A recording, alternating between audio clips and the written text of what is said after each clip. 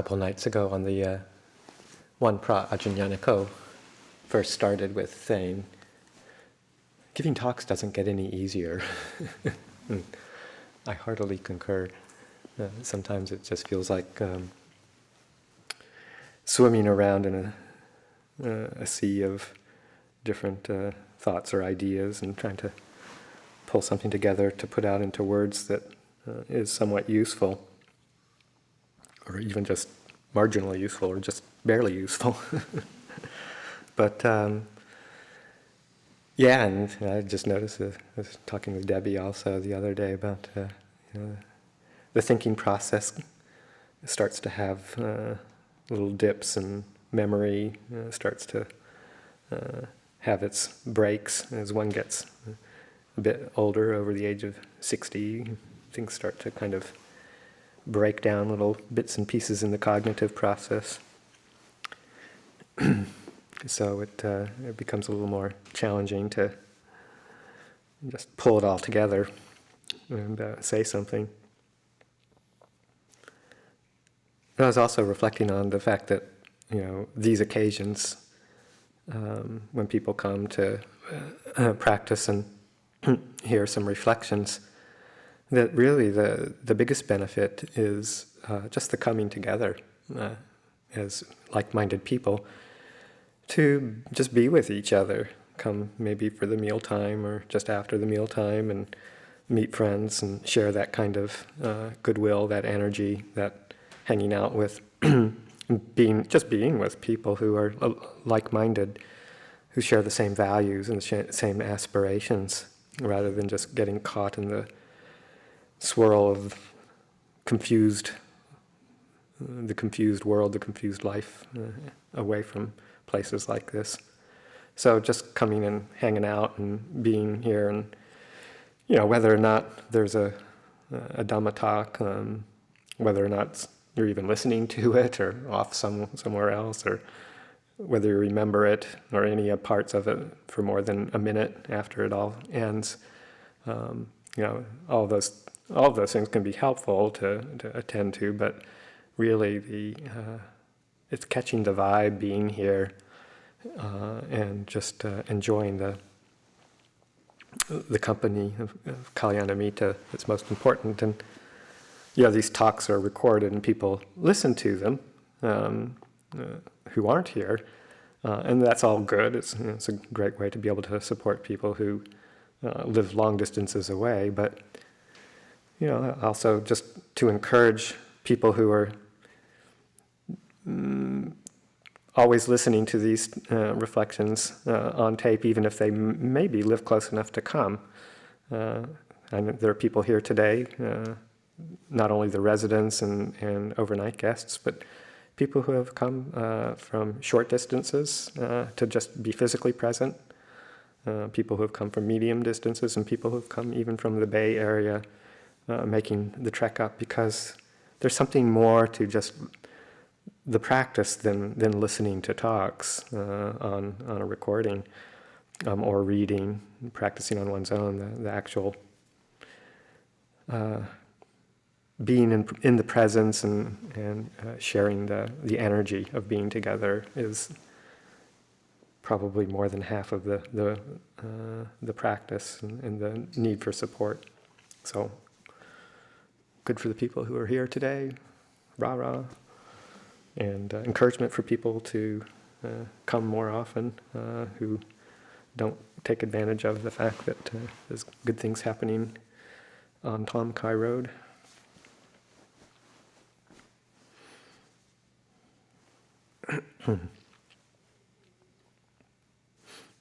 So I also thought just to offer a few brief reflections pursuing the theme of Kamma that Ajahn started a couple of nights ago, and actually did a very quite comprehensive review of many of the aspects of the teachings of Kamma. It's a big subject. It forms the basis for a lot of what we do and why we do it in this practice, giving us a context and a reason and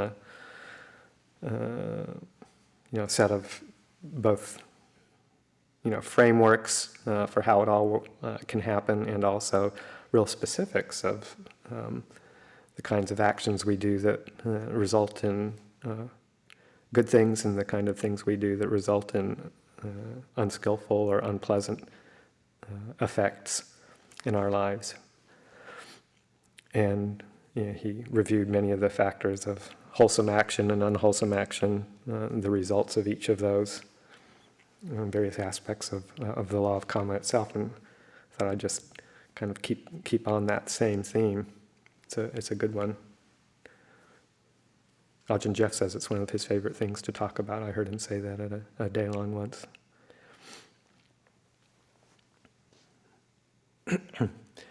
So just reviewing and embellishing a bit on that theme of Kamma. And some of this may sound a bit academic, and apologies if it does, but at times it's good to hit some of the theories that form the basis of right view.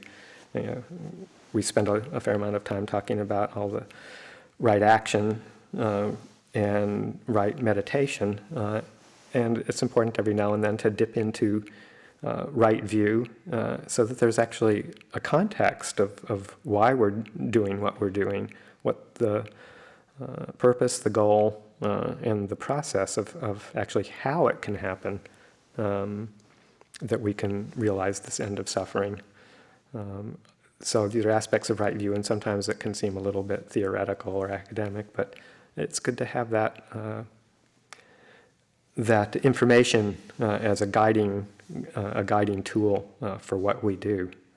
Like I said, a basis for what it is that we're undertaking. And the law of Kamma is one of the major aspects of right view, because it just lays down that fundamental law that what we do makes a difference. We do have this ability to have an effect on the course of our lives.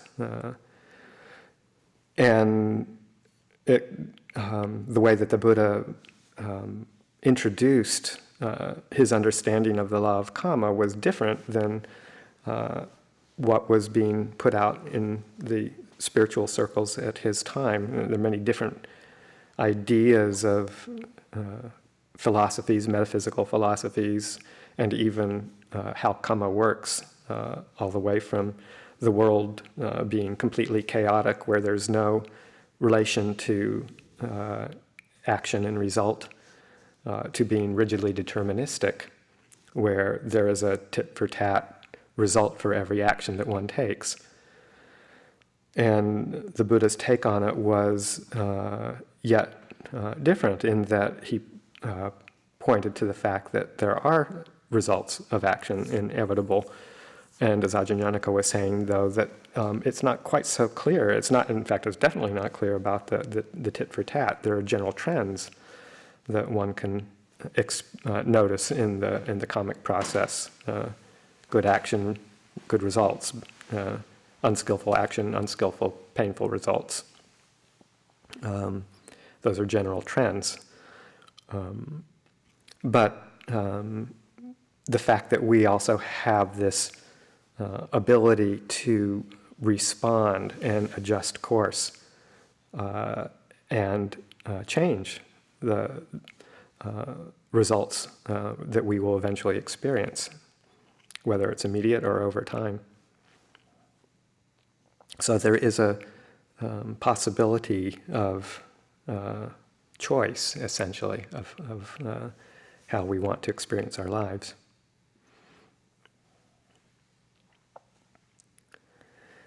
So basically the Buddha talks about 4 types of Kamma, used in different ways, talked about in different ways, but black Kamma, white Kamma, mixture of black and white Kamma as the first 3 kinds. Black Kamma being the unwholesome or unskillful actions of body, speech, and mind that give painful results. White Kamma being actions, wholesome actions of body, speech, and mind that give pleasant results, and then a mixture of the two in any one action. Sometimes there's unwholesome intentions, motivations, and sometimes there's wholesome, skillful kinds, kind of mixed up in the same action or series of actions.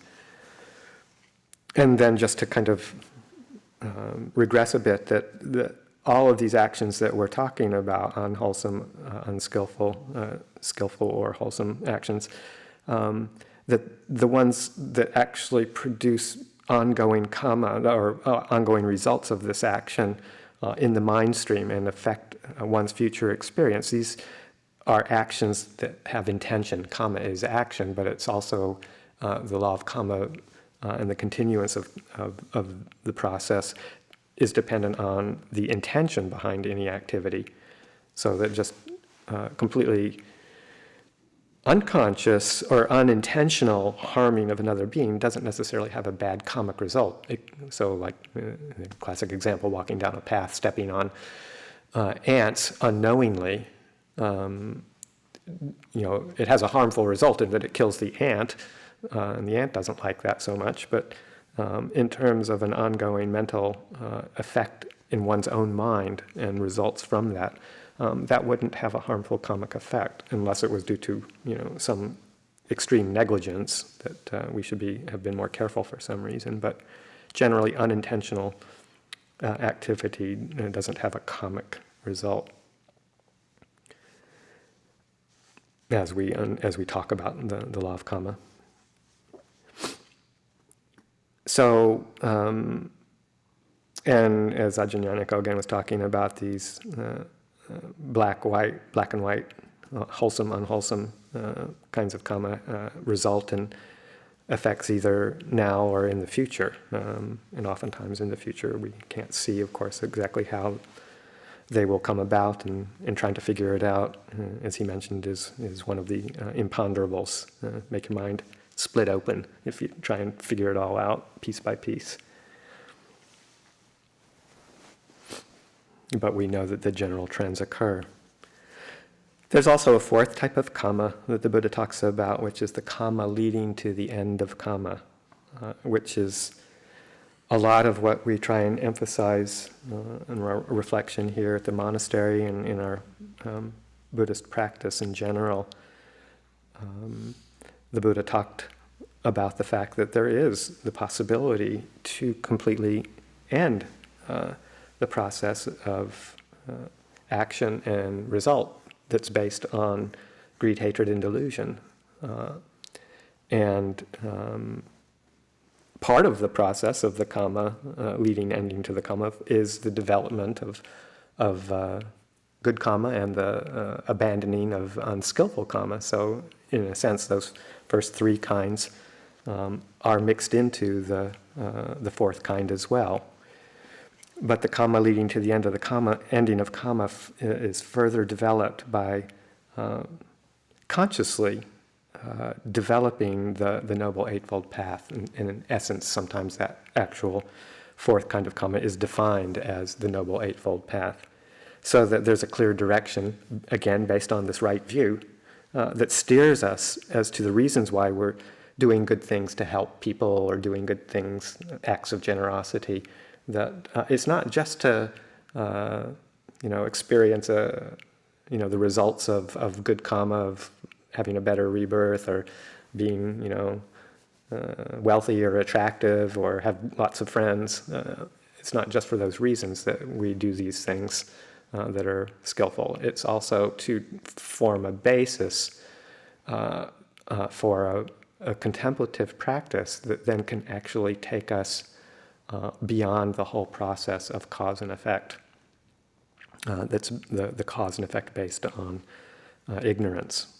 So the deep practice of the Eightfold Path, kamma, leading to the ending of kamma. And other places it's also described as the practice of developing the seven bojjhanga, the enlightenment factors, is part of the process of kamma leading to the ending of kamma. So developing these mental characteristics all the way from mindfulness and investigation of dhammas, investigation of qualities, dhamma vicaya, energy, the arousing of energy and development of rapture and tranquility, samadhi, perfecting the samadhi practice, and development of equanimity. Those mind factors, those mind qualities that we develop are part of this kamma leading to the ending of kamma.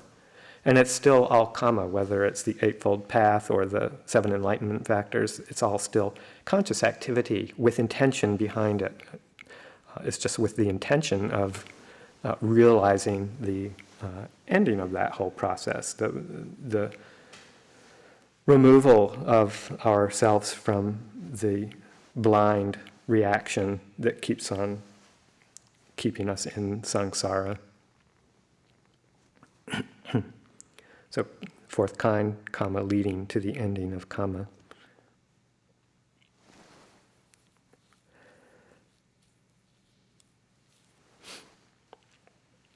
And the Buddha talks about some frameworks that it's really useful to understand as we undertake that fourth level of training of that particular kind of kamma. That it's useful to have a context of a few laws, essentially, or a few processes, I guess, that happen that describe how it's possible, why it can be possible to happen, and also kind of looking at some points in this process of kamma and its fruition that we can really focus our attention to help disband it all. And essentially, these processes are described in his teachings, the actual way they function, how they happen, the birth of suffering, the ending of suffering, and how it all happens is described in a couple of laws that he talks about, or a couple of, maybe not laws, but patterns of the mind. The first one being idippaccayata, or what Ajahn Jeff calls this, that conditionality, which is sort of a general version of how cause and effect can happen, cause and effect happens, and then the more specific version of that conditionality of the paticca samuppada, the dependent origination or dependent co-arising.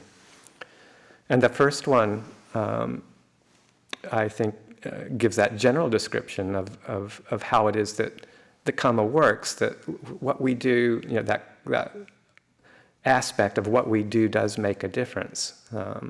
That it's not all just deterministic, or it's not all chaotic experience. And Ajahn Jeff's translation of that brief teaching is, I think, a really good one in terms of practical use. And he translates that idippaccayata as, when this is, that is, from the arising of this comes the arising of that. When this isn't, that isn't. And from the stopping of this comes the stopping of that. So very simple 4 lines, but very rich and deep in its meaning. And he points to the fact that if you really look at these 4 lines, if you look, say, you'll see that it envelops both the aspects of what one does in the past affects one here in the present, and what one does in the present can also then change what happens or moves what happens into the future. Those are the second and fourth lines of from the arising of this comes the arising of that. And then from the stopping of this comes the stopping of that. So we have the ability to affect our future course by engaging in wholesome action. From the arising of this comes the arising of that, which is a good result. And stopping the unwholesome ones. From the stopping of this comes the stopping of that. We won't experience the results of bad actions in the future if we just stop doing them now. There may be some momentum from the past that will always manifest, but we don't have to keep creating that unwholesome karma.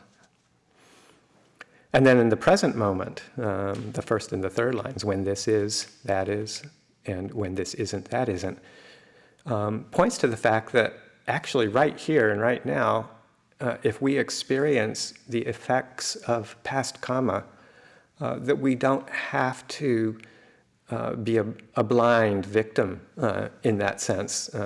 And if we are, then that blindness usually keeps us in so much confusion that we act in another unskillful way, which just keeps the momentum of the unskillful action going. But because we have the power in the present moment to see things clearly and to choose how we respond to them and to create wholesome states of mind right here in the present that knows how to receive the results of past karma, then in this very moment, we have a lot of leeway as to how we might experience the results of karma coming from the past.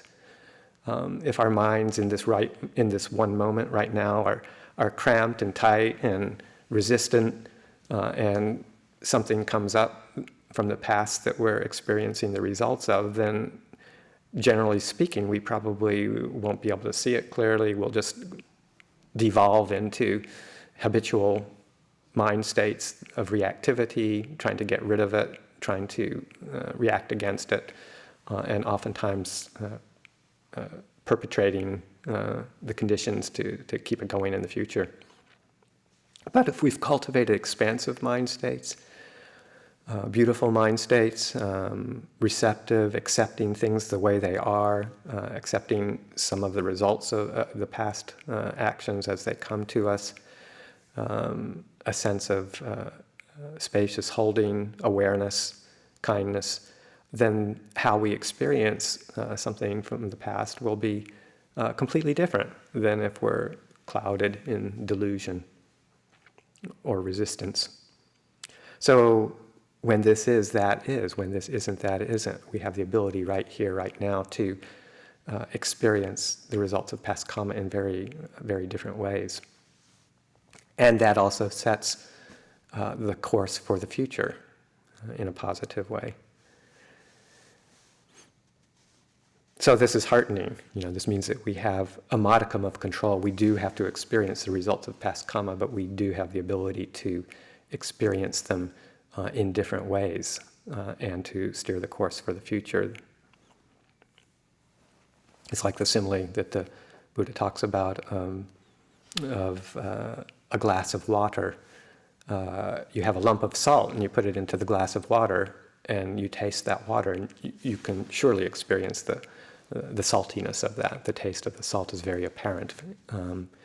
If you put that same lump of salt into the river Ganges and then let it dissolve and then take a bit of water from the river Ganges, you won't taste that lump of salt, or you barely maybe taste something like it if you're in the vicinity. But just as an example, that proves that, or that shows that with that level of spaciousness, the same action, that level of expanded awareness and expanded mind states that are wholesome, you won't taste the effects of the past action quite so intensely.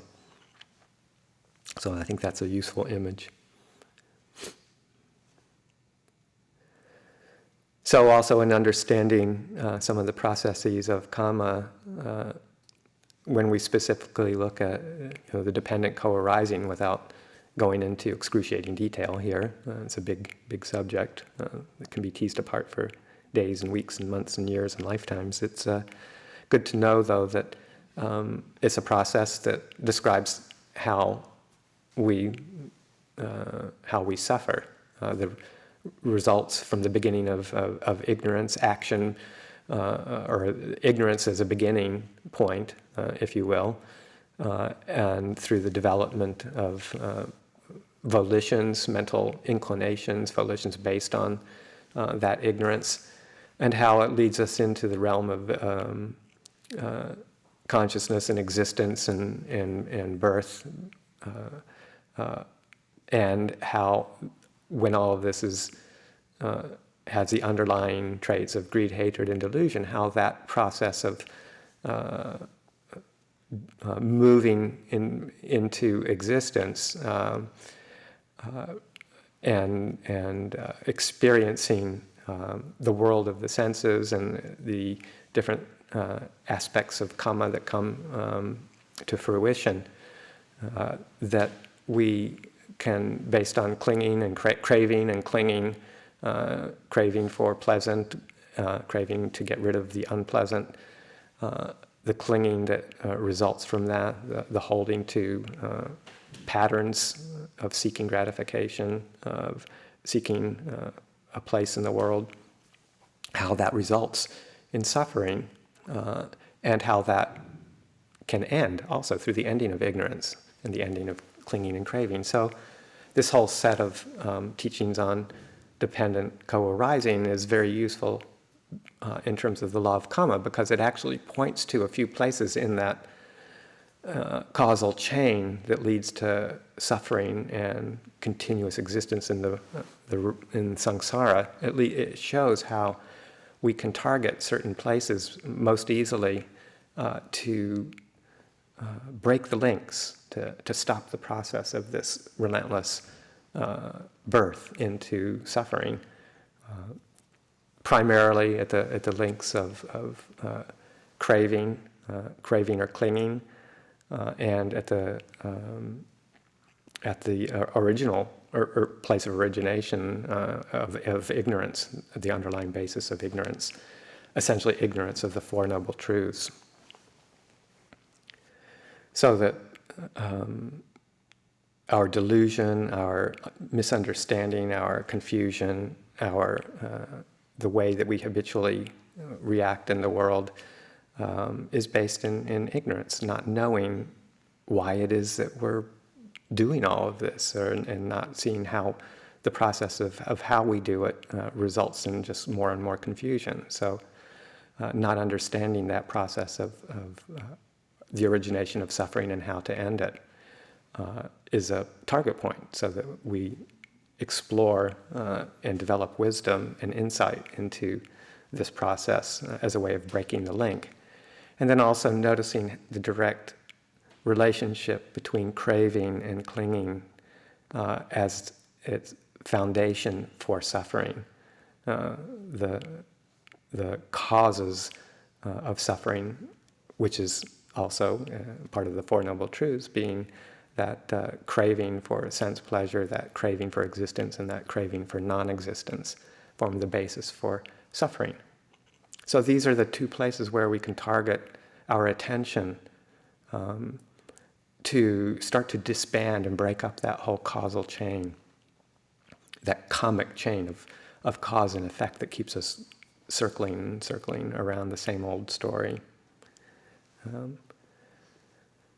So the first teaching, that conditionality, points to the fact that we do have the ability to change this process to the better, to ending the process of kamma. And the second one gives us some specific places along this causal chain to really put our attention, developing wisdom, developing insight, and eliminating craving and clinging. That will put us in the direction of breaking the links and stopping the process of kamma. So these are fundamental aspects of how it is that we develop the kamma that leads to the end of kamma.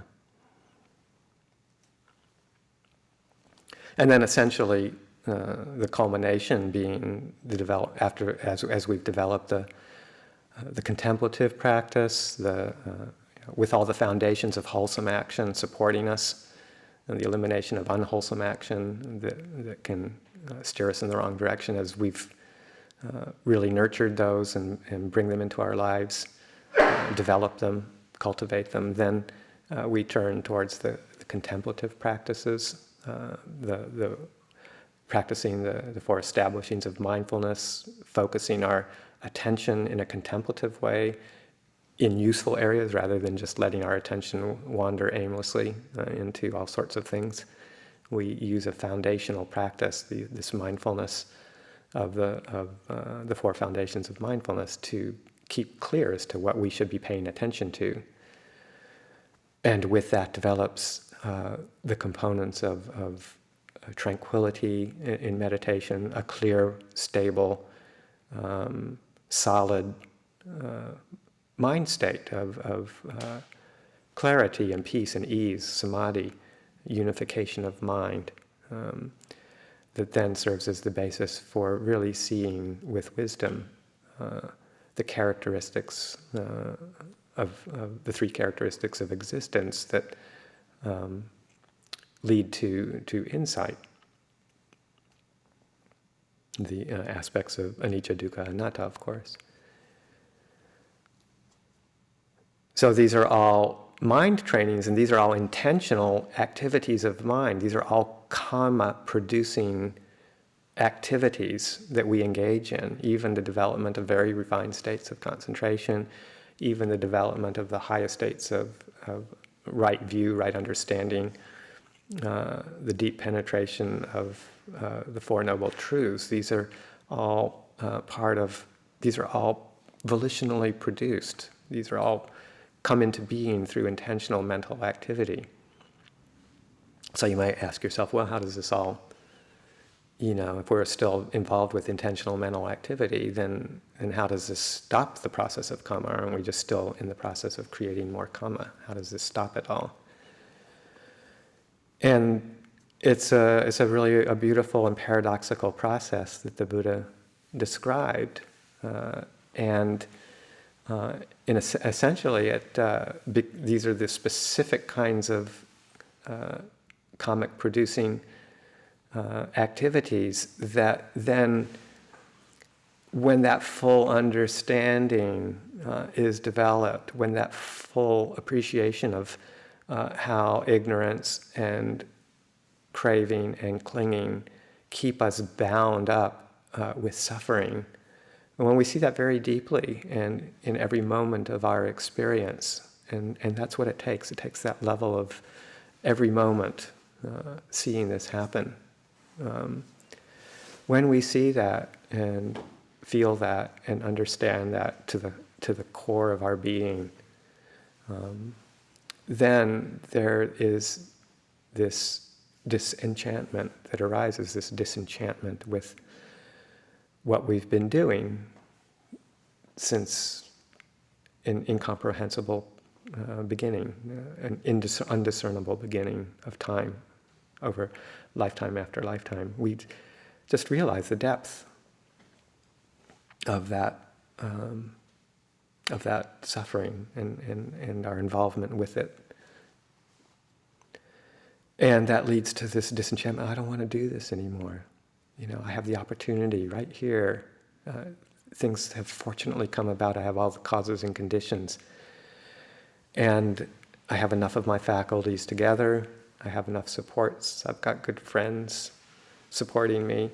I've seen enough suffering. I've had enough suffering. I don't want to do it anymore. And there arises this profound sense of disenchantment, dispassion towards that process, of how we just keep ourselves bound to it. And at some point, when the depth of insight is strong enough, the mind is clear enough to just retreat from producing any kind of kamma, even all of the things that we've developed in terms of samatha practice, insight practice, all the skillful states of mind, all the supportive states to bring us to this point. We see that even they are part of the world of fabrications, and that to be released completely from this process, we let go of those as well. We let go of the raft that we've picked up to cross over the river. We don't carry it with us once we've reached the other side. And as we just stop doing it all, and just move back from volitional mental activity and just rest in pure and deep knowing awareness without any intentional activity of body, speech, or mind coming out, then the mind is poised at the point where it can be open to a sense of that which is beyond all conditions. The Buddha has a word for this, atamataya, variously translated in different ways, but non-fashioning being one of them, non-fabricating, literally not made of that. So it's this point where the tendency to produce volitions, to produce mental activity that results in body, speech, or mind, actions of body, speech, or mind, that it just stops. And the momentum pauses. And at that point, the potential for opening to the unconditioned is there. So that's how that can work as the final culmination of that fourth kind of kamma, the kamma that leads to the end of kamma. And then we keep practicing with that. We may have a taste of it if we're diligent. Have a taste of that process and a taste of that realization, but the mental habits from past conditioning are still strong, and we keep returning to that same process over and over again until the mind is purified, the process is completed. And then the opportunity for being completely and irrevocably liberated is there. So this is just a bit of riffing on the kamma, the different types of kamma, the importance of developing wholesome kamma, abandoning unwholesome kamma, abandoning all of it, the end of kamma, and the potential for liberation. So I think I'll leave it there for this afternoon's reflection.